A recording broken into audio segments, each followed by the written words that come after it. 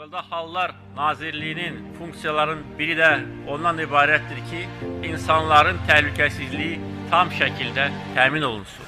Fövqəladə Hallar Nazirliyi Dövlət Yanğın Mühafizə Xidməti. Onlar alovlardan qaçmırlar. Əksinə, insanların həyatını, mülkünü xilas etmək üçün alovun içinə girirlər. Çünki onlar yanğın söndürəndirlər. Alovun dili yoxdur, amma onu susturan qəhrəmanları cəsarəti var. Bu qəhrəmanlar ki, acımasız, qəddar alovlarla savaşa heç nə düşünmədən girən şəxsiyyətlərdir.